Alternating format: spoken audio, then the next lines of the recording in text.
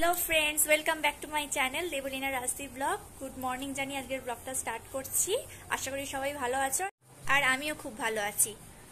আর এখানে দেখো মা আজকে সকাল সকাল রান্না বসিয়ে দিয়েছিল, তার কারণ ছেলেকে নিয়ে হসপিটালে যেতে হতো, কিন্তু শেষ পর্যন্ত জানা গেল আজকে হসপিটাল বন্ধ, তাই আর যাওয়া হলো না।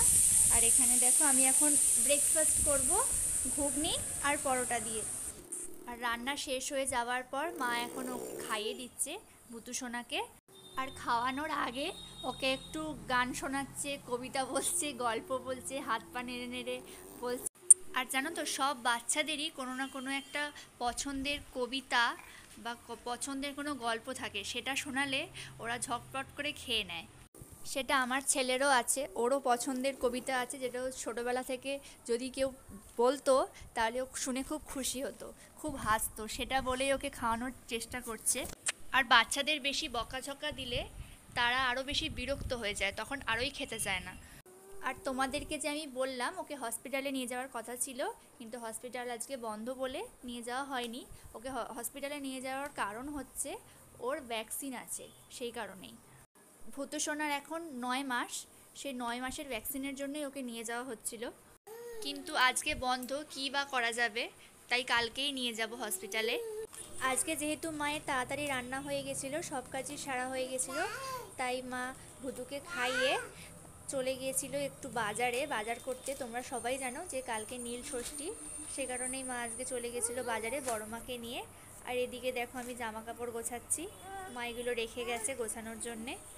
ভূতু সোনাও এখন ঘরে নেই, কারণ ওর পিয়ে এসে ওকে নিয়ে গেছে ওই বাড়িতে অনেক দিন ওকে সবাই দেখতে পায়নি, সে কারণে একটু দেখা করাতে নিয়ে গেছে।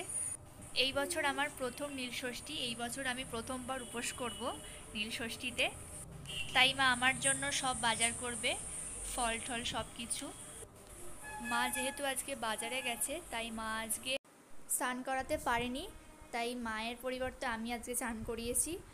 আর স্নানের পরে যে ওকে জামা প্যান্ট পরানো, কাজল, তারপর পাউডার, ক্রিম, লোশন মাখানো, সেগুলো প্রতিদিন আমিই করি, আর আজকেও আমিই করেছি। আমি ওকে জামা পরাচ্ছি আর ও এত উল্টে যাচ্ছে যে ওকে কিছুই করানো যায় না, না জামা পরানো যায়, না টিপ পরানো যায়, কিচ্ছু করা যায় না। পাউডার মাখাতে গেলে পাউডারের কেস ও খুলে সব পাউডার বিছানায় ছড়িয়ে দেয়, নিজেই একা একা মেখে নেয়।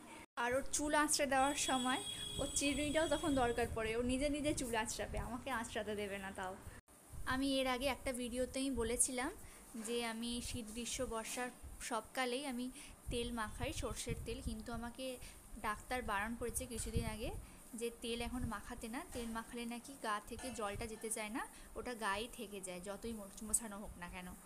তাই এখন আর তেল মাখাই না, চান করার পরে ওকে একদম গায়ে হাতে পায়ে লোশন মাখিয়ে দিই, মাথায় খালি 2-1 সময় তেল দিই। এই 2-3 আগে শ্যাম্পু করিয়েছিলাম যখন, তখন শ্যাম্পু করানোর পরে ওকে মাথায় তেল দিয়ে দিয়েছিলাম। আর স্নান করানোর পর চুলটা তো ভেজা থাকে ওর পুরোটাই, তাই চুলটা ভালো করে মুছে সোজা সোজা করে আঁচড়ে দিই যাতে তাড়াতাড়ি করে শুকিয়ে যায়। আর জানো তো ছোটোবেলা থেকেই আমি ওকে এই ব্র্যান্ডের প্রোডাক্টটি ইউজ করি, কোন ব্র্যান্ড আমি দেখিয়ে দিচ্ছি স্কিনে। আর এর গন্ধটাও না খুব সুন্দর, স্কিনটা খুব ময়শ্চারাইজ রাখে বাচ্চাদের। শুধু ক্রিম না, লোশন, পাউডার সবই আমি এই ব্র্যান্ডেরই ইউজ করি, সবকটাই খুব ভালো। ছেলেকে স্নান করিয়ে আবার জামা প্যান্ট পরিয়ে রেডি করাতে করাতে মা আবার বাজার থেকে চলেও এসেছে। মা বাজার দিয়ে এসে গেছে বলে বাবাও তাড়াতাড়ি করে চান করে রেডি হচ্ছে কাজে যাবে বলে।